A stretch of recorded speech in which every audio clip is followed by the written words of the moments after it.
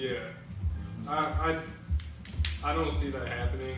I just want you to be as comfortable as natural as like possible. This isn't and not worry about like misspeaking. Of course. Because we can just always, it's like, it ain't Hollywood. Yeah.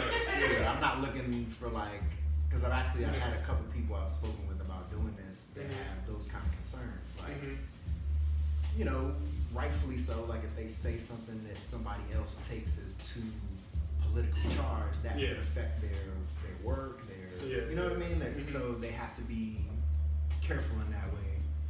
And my goal is, you know, of course, to work with everybody that's on here to say what they want to say and contribute in a way that they feel comfortable. But if something doesn't, like, we take that out. I'm not going, I got you saying how you really feel, and now, you know what I mean? Like, it's not about that. So, but I do want it to be as true to life as possible. There's literally just a conversation. We're talking like there's no agenda. Unless we want you to come back. Yeah. No doubt. Yeah. And continue to do what we do. It's funny because I got to the point like teaching. Like at first, I was really nervous. Like I was like very concerned about saying everything precise and perfect.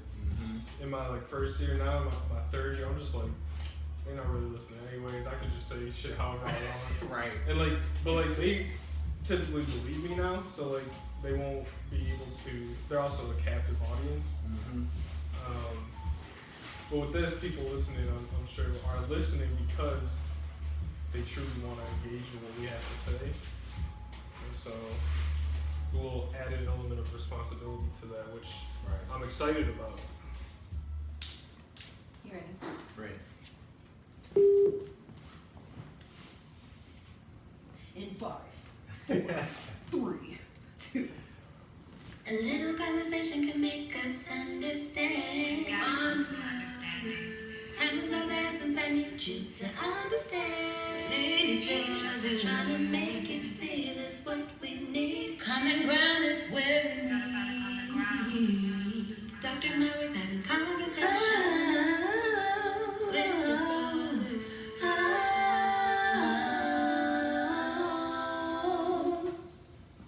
Yes. Thank you. Welcome back, everybody, to Conversations with My Brothers. Dr. Mower here. And today I have a special guest, my very good friend, Brandon Wallace. And Brandon is a graduate student at the University of Maryland. He's been my teaching assistant, particularly for the course I mentioned last week, Hoop Dreams, Black Masculinity and Sport. So I'm very excited to have him here. Yeah, thank you. So let's start with just some basic introductions. Tell a little bit about your background, where you're from, So, like Ron said, I'm a second year PhD student right now at University of Maryland, and this is gonna be my 4th year at Maryland out here on the East Coast. And I originally grew up near Chicago, lived there for about the first 10, 11 years of my life, so kind of my formative years. And then after that, kind of went to middle and high school up in northern Wisconsin, up in kind of country Wisconsin. We talked about that a little bit before. Yeah. And so also had kind of some formative years there as well, where it was a complete opposite of kind of the life and the culture that I grew up in Chicago. And from there, after college or after high school, I went to college back in Illinois. I went to Bradley University in Peoria, Illinois, which is a couple hours south of Chicago in the center of the state of Illinois. And I majored in sports communication. I'm kind of giving these details to kind of talk about how I got to where I'm at today. And I majored in sports communication because, I mean, when you ask a 16-year-old what they want to do for the rest of their life, everyone's going to say, I don't know. And so for me, I was like, I don't know, I like sports. Right. So sport communications, like whatever communications is, I like the sport aspect of it, so let me see what it is. Okay. And I really enjoyed that for a couple years. Kind of trained, I wanted to be a sports writer. I've played sports my whole life, pretty much. I've always been around sports. So I wanted to kind of write about sports in sort of a critical way. I wanted to be like long form ESPN, the mag writer, Sports Illustrated writer, something like that. Okay. Because I've always enjoyed kind of writing. I like the expressive element of it. And that was cool for a little bit. And then I just started changing. You know, I started reading, I started observing and thinking more about the world and my place in it. And it led me to seek out a new challenge. I didn't feel challenged anymore in what I was doing. And in particular, I wanted to set myself up for a spot where I could make a contribution to society. I wanted to have a career where I could be putting forth something, rather than just, you know, letting kind of trying to climb the corporate ladder or, you know, trying to be just a passive worker trying to get by. I wanted to live a life of the mind, and that led me to picking up a minor in sociology, which I didn't even know what it was at the time. I just like read course description. I'm like, all right, that sounds decent. Let me see what it is. Yeah. And fell in love with it right away. And it, I felt like that gave me that outlet to make a contribution in the world. Or at least I thought, because even the sociology that I was in was a little bit, well, you shouldn't want to change the world, you should only want to observe it and document it and things like that. Right, that's that researcher role, like passive researcher, right? Yeah, and I remember I had a sociology teacher tell me, and I'm not trying to diss the discipline of sociology, but I had him say, if you're here to change the world, if you're like this bright-eyed idealist, which I certainly was at the time, you're in the wrong spot, because that's not our role. We document the world, we provide information for people who want to change the world. Right.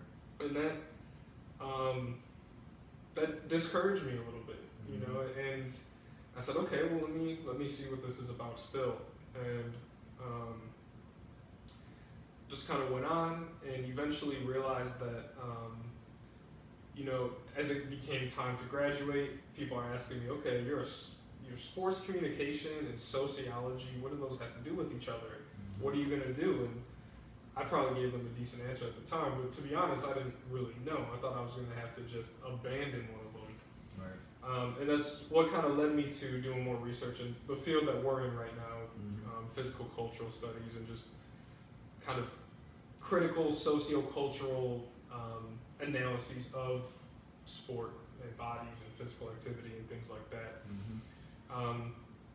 And just after having conversations with some teachers that really inspired me and really encouraged me to go forward and make that contribution I was seeking to make, that's what pushed me to graduate school and to eventually turn from somebody that was a recipient of knowledge to somebody that was also going to attempt to create knowledge and be that next generation that makes a contribution to the world. And so that led me, like I said, that led me to where we're at now, which I also like because the program that we're in, our kind of approach to it is not, even though it's based in kind of sociology and cultural studies, it's not that, well, don't change the world attitude. You know, it's not that. It's, no, we want you to do your work and do your thinking to make that contribution and find your space to change the world, essentially. Absolutely. And so that's kind of where I'm at now.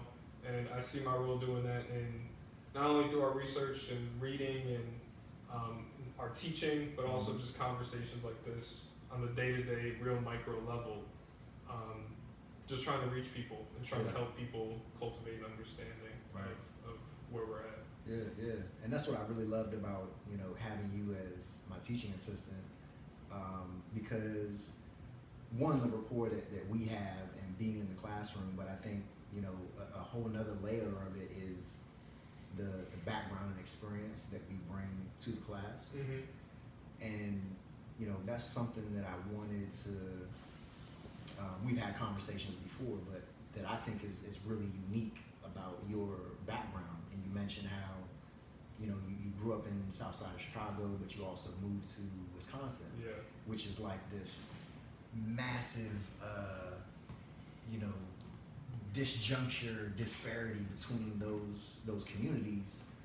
And so, and I remember us having this conversation before of how, like, you know, the sort of fluidity of like race and perception, and, you know, within the United States, it's a definitive like racial logic, you know, the one drop rule, and, you know, you growing up in those environments, you experienced being kind of positioned as both like almost the white kid, but then also being the black kid within the all-white environment, right? So, you know, that's one thing I wanted us to kind of talk about a little bit, is just sort of some of those like politics of race within, you know, our experience and within our communities. And one of the things that I really think is important for us to look at and examine is, you know, the histories of segregation, and how they continue to play a role and influence not only things at a policy level, but in terms of how we live out our daily lives, and when we don't have meaningful interaction and engagements across racial boundaries, that it allows space for people to have all kinds of mischaracterizations and assumptions and prejudices and, you know, so on and so forth, and it just kind of can develop into what we see playing out on a daily basis in the media, right? So I guess, you know, one of my questions to you would be in terms of like what was that experience like of making that transition from those communities, and any light that you can shed on just that phenomenon. Absolutely. So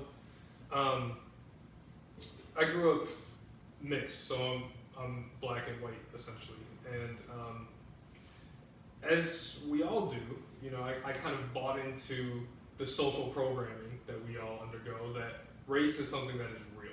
You know, as a young kid, I'm growing up trying to negotiate my identity. We all think that race is real, that I'm like half something with these characteristics and then half something else with these contradictory characteristics. Almost opposing cultural characteristics almost. Exactly, and trying to merge them. So I always had, you know, growing up in a racist society, this idea of how do I take the best of both halves of me and try to do it, as if there is a worst that's there, which, as we know now, race is not real. None of this is real. You know, I didn't understand it as just being a social category that is just defined however, you know, people in power want to define it on that day or that week. But yeah, we grew up in the South Side of Chicago. I grew up with the white side of my family, mostly with my single mother, really close with my two grandparents and my uncle as well. And so we didn't have the most money. We were always very lower to working class. I never knew it because my family works so hard to not let me know it. And so in a way, I didn't have the privilege that a lot of people growing up with the white side of their family, would hope to get. But I don't feel like that because my family was so close that we had just love, and I had, like, we were so tight knit that that's all I needed. I just needed that love, and still to this day it's like that. But nonetheless, we were in the kind of poor areas of Chicago. Anyone who knows anything about Chicago knows how vivid just kind of the histories of racism and redlining and segregation are in Chicago, and we grew up in kind of the remnants of those.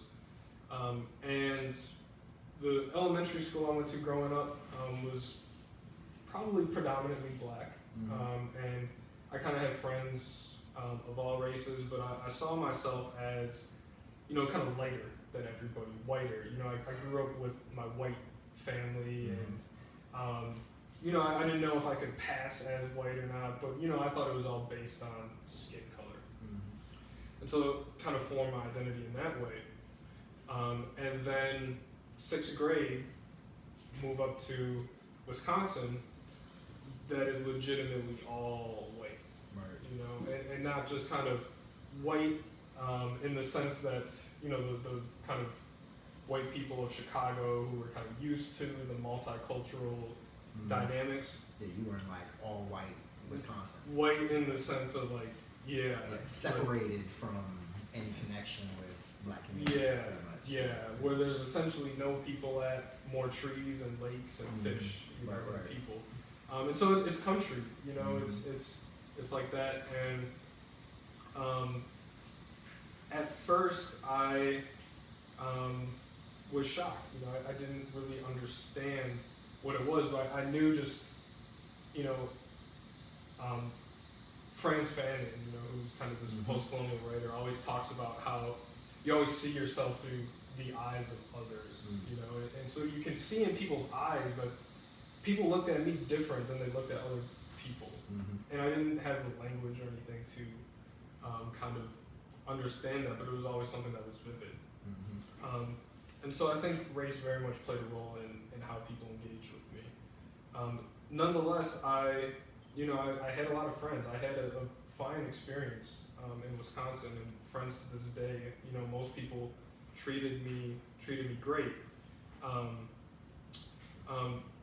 Dealt with a lot of racism, of course. Dealt with a lot of things that definitely some overt, scary things, but most often just little jokes, little comments, things like that I went along with, because race as something that's not real is something that we in a sense perform, right? And so my understanding of what it meant to be the black person in this kind of sea of whiteness was to kind of construct my blackness through the same signifiers and same kind of cultural codes that other people are understanding whiteness. So that's hip hop, that's movies, that's representation and culture that I'm viewing, trying to learn how to perform what I'm supposed to be through the same kind of lenses and sights that other people are learning and seeing what they're purportedly superior to, right? So it's kind of this weird dynamic. And so my kind of, I as far as racism goes, I was fortunate that it only manifested in comments and kind of, the psychological, interpersonal level, microaggressions and sort of, which fortunately to me did not have a large effect on my life. I think to others it certainly does, and that's legitimate. Right. But my method of kind of coping, right, was to go along with it, right, to laugh at the jokes, to kind of play into the role of like, the cool black person, and let people touch my hair, and let people say, I'm darker than you when they just got back from Florida and things like that. Right, to go along with it and be the kind of bask in the attention that I got from that, not understanding that all of these things and my acquiescence with them are kind of reifying these very false ideas that do much more harm than they do good. And so that was kind of my experience growing up in Wisconsin. And then going back to college, when, I think it was a product of maturing just in age, getting a better understanding, being around more people for the first time. I was able to kind of hang out with the black community more when I went to Bradley. With my roommate as well, shout out Tay. So he was also black in a predominantly white school. that had more diversity than Wisconsin, but still was kind of white. Right. And through those interactions and through maturing, but most of all through reading, through understanding, and trying to seek out who I am and why I feel like I have a place and I feel like I have a role to do something. You know, as inequities and as injustices became more vivid to me.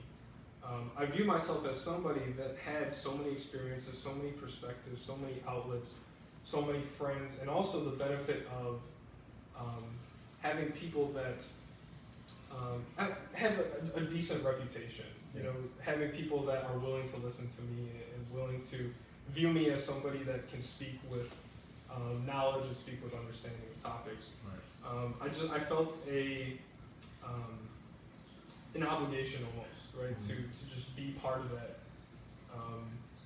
anti-racism, I guess, as somebody that has experienced it in multiple operations. And so that takes the form of not only fighting at the level of policy and structure, but also unlearning the things that I have internalized, and also undoing the damage that I've done by acquiescing to a lot of these dangerous tropes and ideas that I went along with just to be cool, and also just having those small conversations and those points of discussion and contention when they pop up.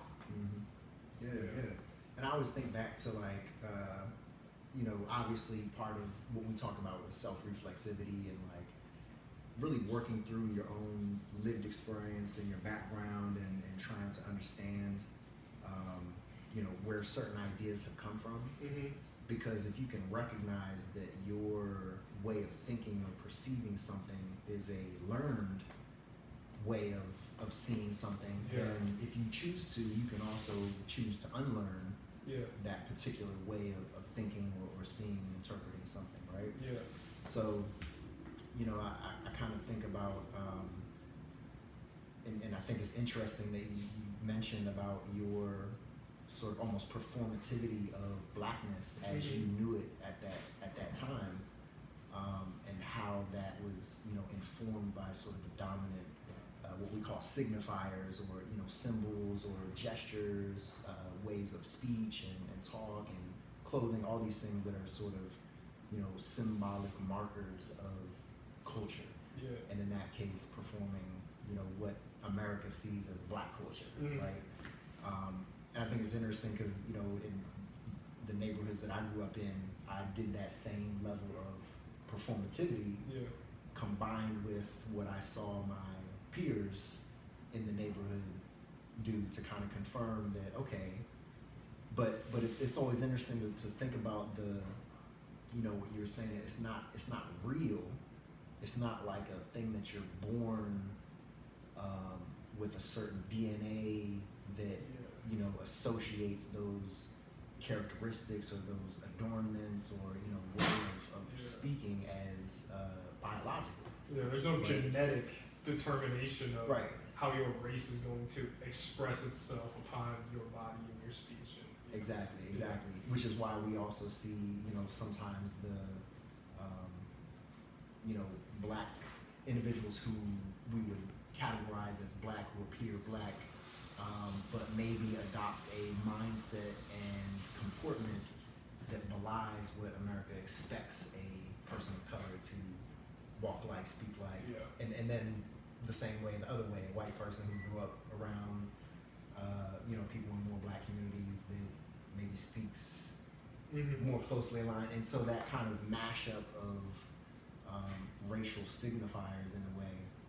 And I was wondering to think about, you know, at some level, if we are more integrated as a society, at what point or is it possible to start to break down racial divisions based upon that integrated sort of hybridization of culture almost? You know what I mean? And I don't know if it's I see potential in it, but I don't know if it'll be in our lifetime.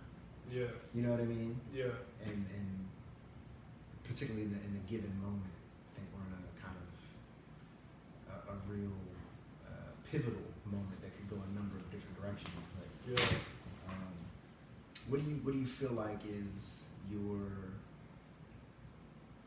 or where do you think we're sort of headed in the next 5 to 10 years? Like, what's your outlook on American race relations at this point and where we're headed? That's a really loaded question that's come out of my mouth, but no. I think I have an answer though. It kind of harkens back to what you were talking about. This idea of so with these, the kind of question of, okay, with all of these cultural signifiers of race that are so deeply entrenched in every minute crevice of culture and politics and life, how do we kind of mobilize them in a way to initiate racial equality? Mm-hmm. And that's a question I think a lot about, and it's ironic you say that because I'm reading a little bit of Paul Gilroy right now, who he takes somewhat of a bold, controversial stance in which he says that the idea of race, now that we kind of know that it no longer exists, it's no longer biological, the idea of race, he thinks, is outdated and does more harm than good. So he says, it's not controversial to say that, okay, we need to stop categorizing people in these racial groups that are causing this division and inequality. He's even saying that things like taking pride in your blackness, prescribing something as a black cultural form or something like that, even though it may provide advantages psychologically, it's still reinscribing this idea that race is something that is real and essential. And so his kind of idea is, eventually, it can't happen at the snap of a finger, but we need to get away from this idea of race. And I see what he's saying, and I certainly get that. And in a way, I think that he's correct. But I also think he underplays, I think it's naive, right? Because race and blackness and these things that we prescribe, we're not prescribing it as something that is essential of a biological characteristic. It's essential of people who have been treated a certain way socially, and within that treatment have negotiated techniques of resistance and solidarity as a way to survive. And so I think that those should not be trivialized. And I do think one day we do need to get away from race, and I think that we can get away from it as a signifier, but it's not black people calling things black, or the Latinx community calling something Latinx, right? That prescribes that it's racism, right? So white supremacy is what it's white supremacy. System, yeah. So. And once that goes, those techniques of resistance and survival to it will not need to flourish, right? And so that's just one part of that question. Did you have something? Well, no, I was thinking, that kind of leads me into, another thought is being pro-black. Because, in that scenario, like, if sometime in the future we were able, as Gilroy adds, we could overcome just even the categories of race, so that we're humans. Like there is no, you're not filling in that on the census.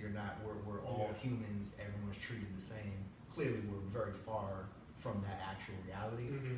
But I understand the argument. So right now, though, things that are considered to be highlighting a particular racial group or ethnic group, I think serves importance because it's about solidarity. It's about this kind of collective understanding of experience in relation to what is effectively a oppressor throughout hundreds of years of history and colonialism and so forth.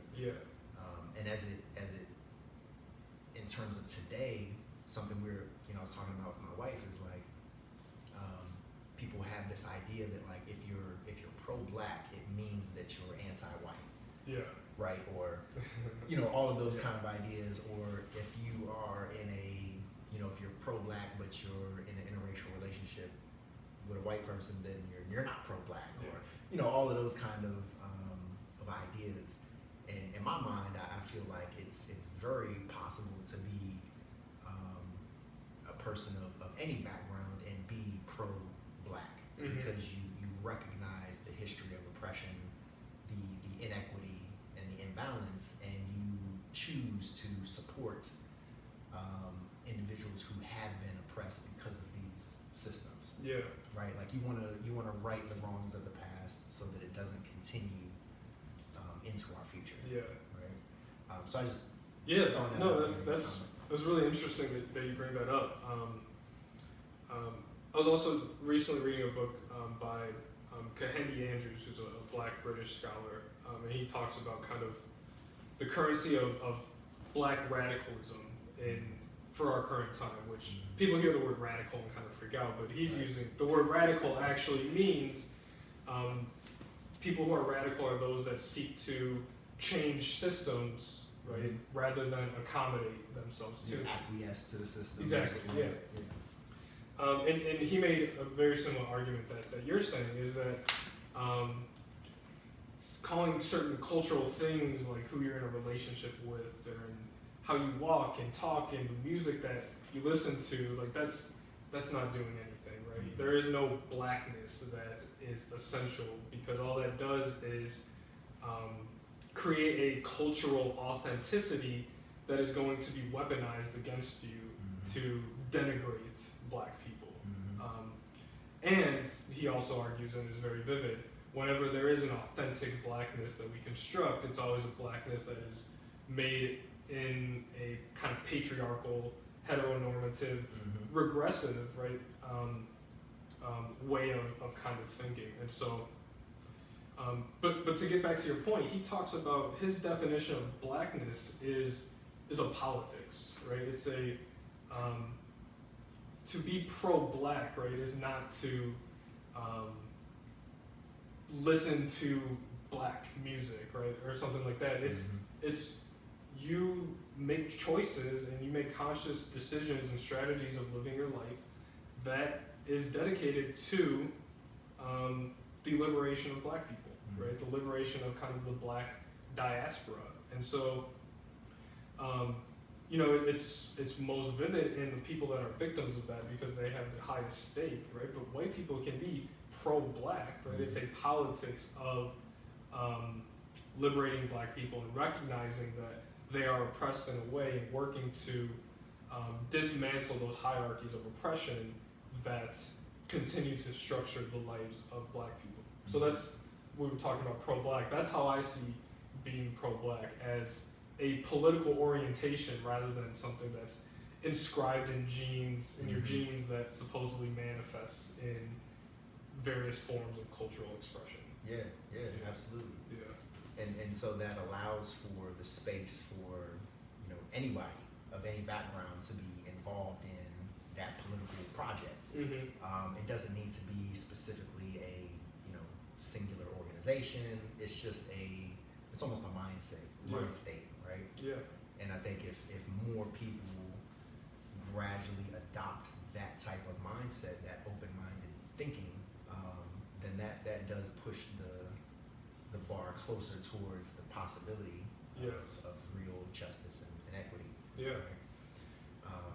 And that's why or at least I consider it, my Black advocacy is, I try to make it inviting, right? Because I recognize now that we lack power. We are the oppressed, and we need allies that have more proximity to power to help overturn that. And so when I say that's inviting, it's that I kind of see some things go around that it's like, well, it's it's not Black people's job to inform you about race, or it's not our job to talk with you. It's your job to seek out that knowledge and information. And I totally understand that.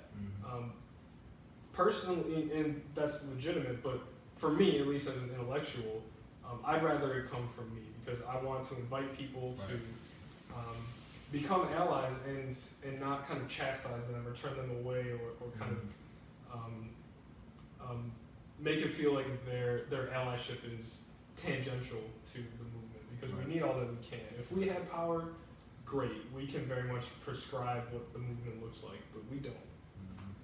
And so that just was a thought that popped into my mind right now. So I'm very much thinking tactically at this point because we won the argument.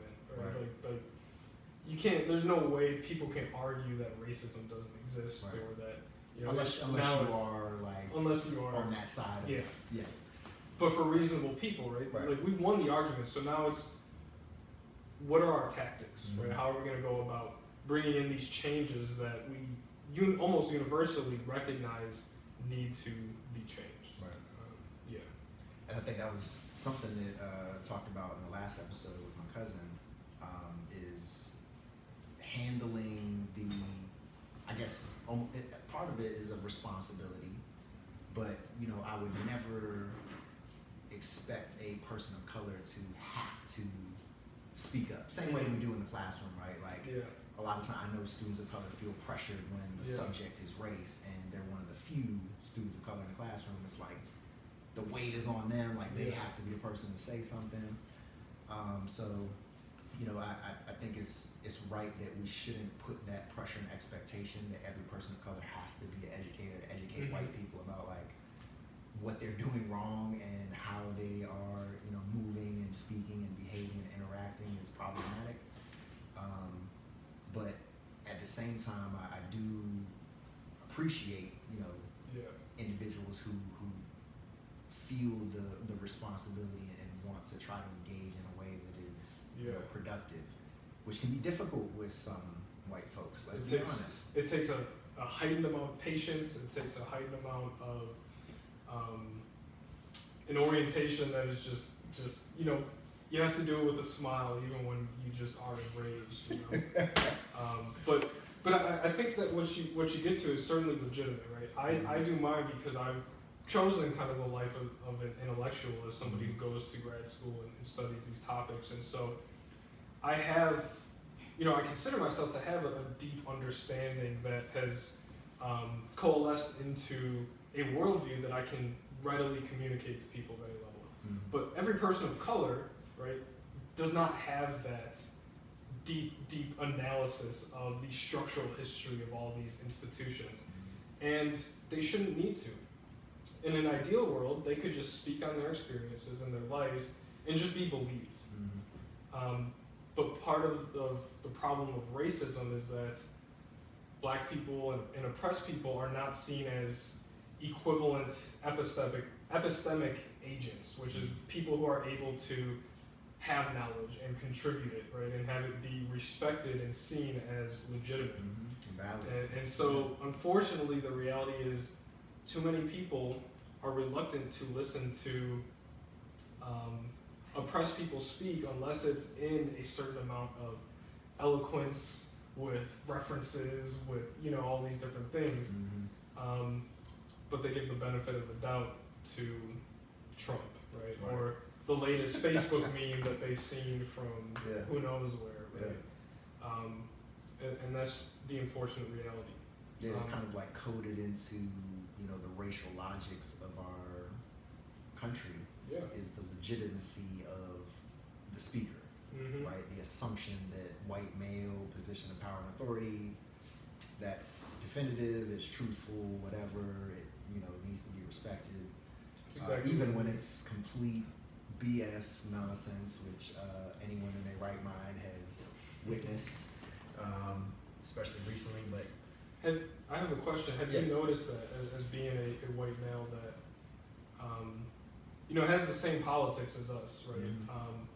But have you noticed people listening to you in a way that they don't listen to others? And then if so or if not, how do you kind of negotiate that and utilize that? Yeah, I'm glad you asked that question, bro, because I think particularly with the subject matter and courses that I teach and that you teach,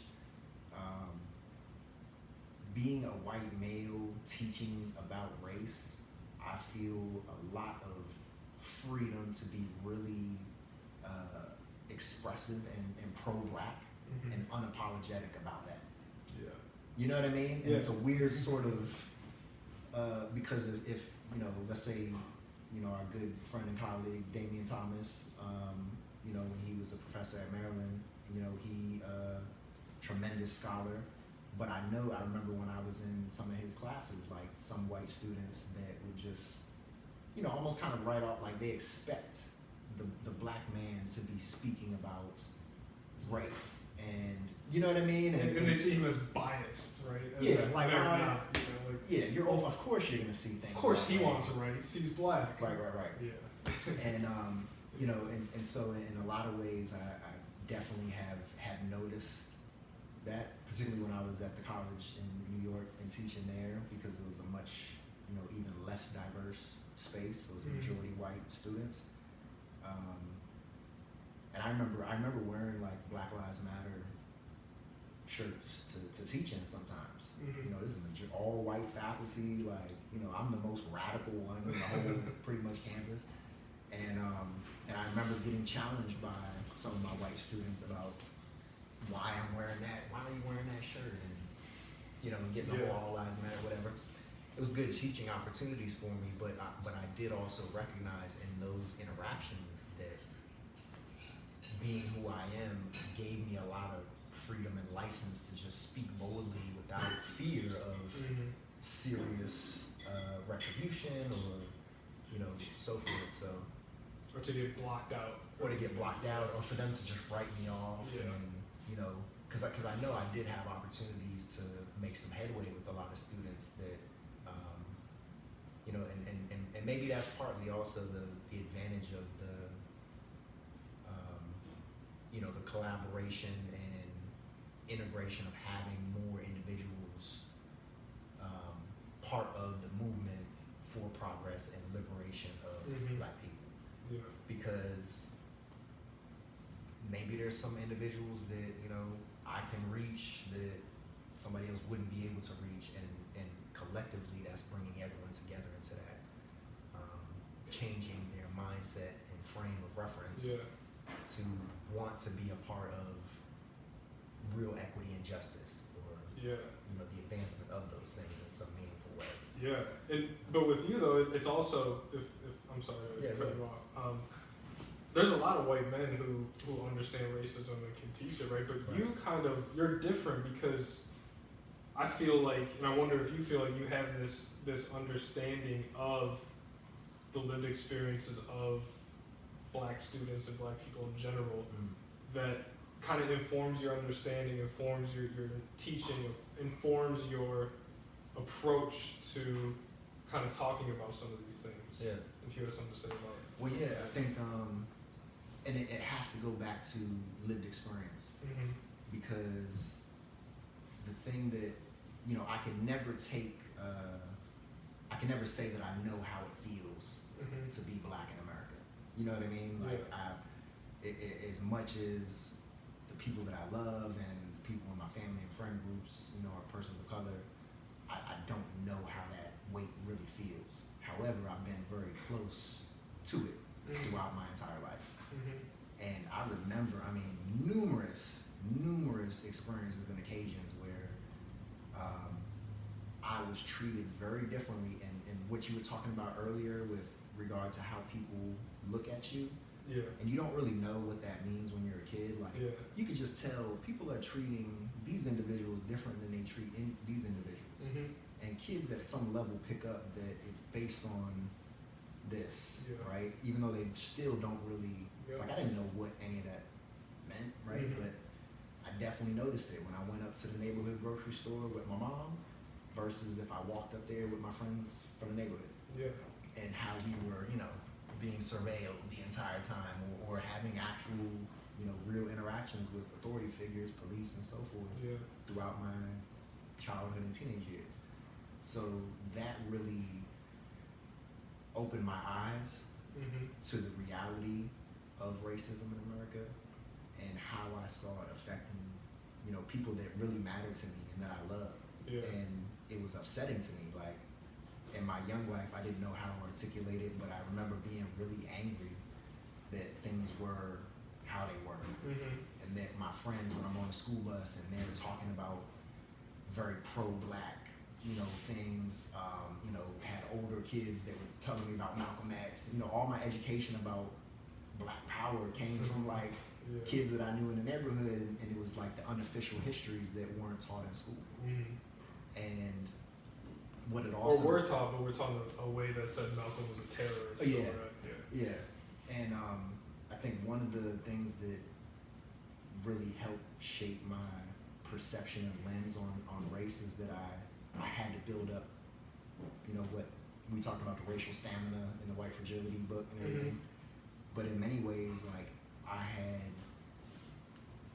constant exposure to the realities of racism and oppression and how white people were at that apex of this inequitable system. And like, I had, damn, I'm part of that. Yeah. You know what I mean? Yeah. And coming to terms with that at a young age freed me from the personal guilt that I think a lot of white people feel when confronted with racism. And it's easier to just dismiss yourself from a conversation if you're not a person of color because you're not directly impacted by it. Yeah. But I had to find ways to sort of start thinking differently about it and seeing it from the perspective of the people that I loved and cared about, and that, I could see we're all the same, but we just look different, and clearly society is treating us different. But I think that was really once that combined with my academic experiences and more, theoretical, deeper levels of learning about race, the history of race in America, how race operates like a language that Stuart Hall talks about, you know what I mean? Just having that density of layered understanding combined with the lived experience makes me more in tune and desirous to actually, I'm not just studying this, like, I don't just study and write about race. Like, I do that and publish stuff, but I want to see things change. Like, I want us to do things. So yeah. That's really interesting you say that.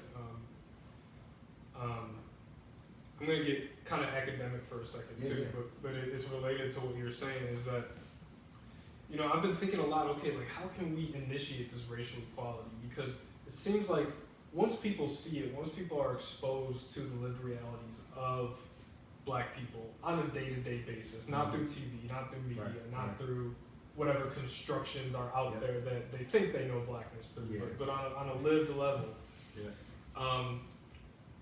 Once they see that, it's very hard to deny the inequality that exists, right? And to deny the fact that there's something going on in America that is restricting people based on race and enabling other people based on race.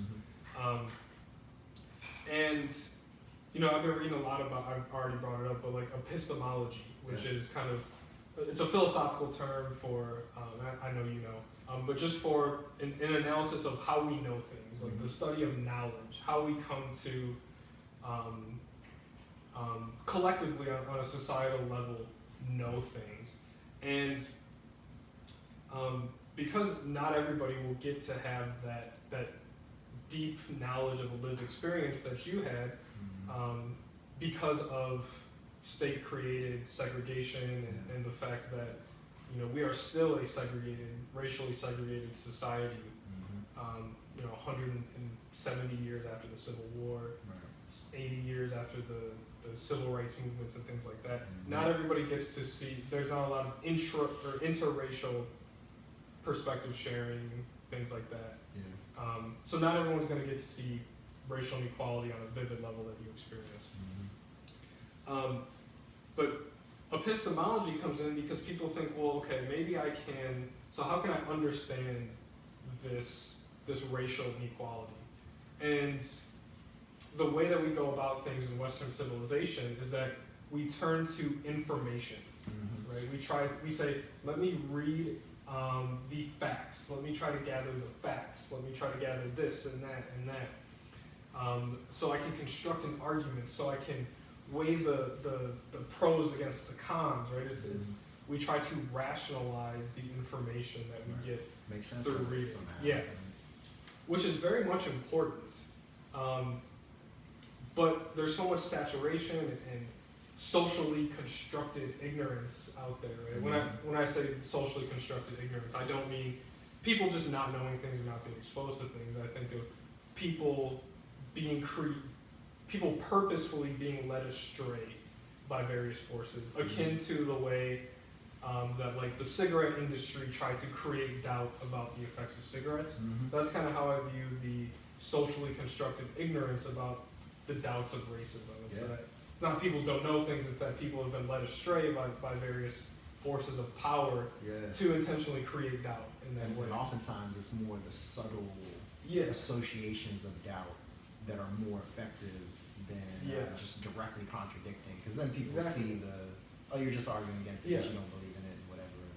But it's because you don't even have to convince people. Like you're not going to convince everyone. All you have to do is create doubt, right? Which will give people an outlet to say, well, yeah, they say this, but I've also heard this, and therefore nothing happens. And the status quo is retained, and that's the goal, right? But I've been thinking a lot about how we don't even need that kind of rationalization of information to see racial inequality. We can be led first and foremost by morality, right? We can see inequality and injustice if we allow ourselves to look for it, right? Like when you saw how people looked at your black acquaintances and things like that, you didn't need to gather all the facts, right? You didn't need to read the history and say, well, let me put the pros against the cons to see if these people are legitimate or not, right? You just saw that happen, and you believed your black acquaintances when they says, yeah, my life is restricted because of my race in these ways. And you came to a moral decision that this is wrong, right? I don't care about this or that. I see something is wrong, right? When I see it, I believe my own eyes, and I believe these people around me. And I can start from there. And then the information comes later. Right. So so epistemologically then, to get back where I started, I'm wondering what it would look like as a society if we were driven by morality.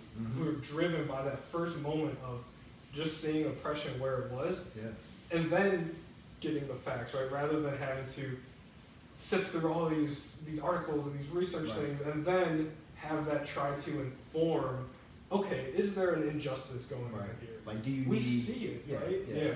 Like, how much proof do you really need that this is what's going on? Exactly. So, I guess that brings us to a important point to try to make is I guess, how do we mobilize, I always go back to the issue of segregation because, and it seems so simple, part of it is just having more of a appreciation and love and respect for diversity and difference. But if we are not in the same spaces physically, how do we begin epistemologically to develop those capacities for greater morality, for more of a commitment to real justice? Because I think that's really one of our biggest challenges in terms of breaking down the lines of division and the structures that support the inequality. Because at some level, the kids who have grown up in an integrated community and have a different viewpoint as they kind of move up into positions of authority within society, and they're the ones making decisions and influencing hiring practices or policies and laws, and they're judges and whatever. Like, that starts to change the system. But if maintaining the divisions, which of course the powers that be that want to keep things the way they are, how do we move beyond that blockade if we're not able to really integrate into communities? And I don't know. mean, that's the question, right? But I mean, you bring up segregation, and I know we don't mean voluntary segregation where people try to live by certain people. We mean segregation that is sanctioned by the state, by policy, and still upheld actively, right? And yeah, beyond the psychological effects of not seeing the other side, so to speak, and how they live, but also just the effects on wealth, right? Who is able to have a house in an area that society deems good, which then drives up its value, and then who's only able to have a house that is surrounded by other blacks, let's say, right? That then drives down its value, and so it's a circuitous kind of justification. Right. But yeah, I center segregation because I think it's the most important thing. I saw you had Richard Rothstein's Color of Law, and that would probably be the first book I gave to people who wanted to understand, okay, why is racial inequality happening? State-sanctioned segregation that did not allow, that was essentially affirmative action for white people, right? That gave them houses and gave them loans and gave them money to create the wealth and take that, and did not allow, by design, African Americans or a lot of other, even Jewish people for a time, and all the ethnic groups that at one point were discriminated against. But I think that's the most direct link between the past and the present. But how do we overcome that? That's the question, right? I think that a lot of people would try to point to representation in media, right? People can learn empathy through the stories that people can tell through movies and TV shows because people can, people engage with that on Netflix and they can get it into their homes in ways that they can't in real life. Right. And maybe, I'm skeptical of that because and this is, to be fair to Gilroy, right? Yeah. He was saying that when people call things black and when people say that, when people reinscribe these cultural forms of race, it's not them that's making, the issue is not them doing that. The issue is that those are then exploited and commodified by, corporate interests and external people that try to say, hey, this show that I'm making, I'm BNT, this is a black show, right? And so it's kind of exploited and misrepresented in a way that very much distorts the reality and the multiplicity of the black experience. Yeah. So I'm weary of representation in that respect, especially representation within capitalist media, which always has to put at the front and center consumability and therefore profit and therefore the main consumer block in America, which is white people, white middle class people. Right, because then that, the feedback loop of media is almost that, well, if your majority audience is white middle class, how are you seeking to represent blackness to the white middle class that is driven by profit? Exactly. So they're most likely going to, acquiesce to more stereotypical representations because that's more familiar, unfortunately, and also more regressive, obviously, right? And even at best, it's the kind of political radical, the radical potential of it will be blunted, right? Because you don't want to scare people off, and therefore uncomfortable truths that need to be said are left out. Right. Yeah. So man. So like, I know we probably need to start a new episode because we've been going for almost an hour. Let's do a part 2. Okay. All right. So. We covered a lot of ground in this second episode. Let's wrap this one up, and we'll just jump right into a part 2 because I know there's some more that we want to cover. Yeah. But any final words on this sign off on this one? No, I love this conversation. Yeah. I appreciate it. I think this is really important, and I'm appreciative to be a part of it. All right, thank you all for joining us on episode 2, Conversations with My Brothers. Many thanks to Brandon Wallace for being here. and we're going to continue this in episode 3. Come back and join us very soon. Thank you.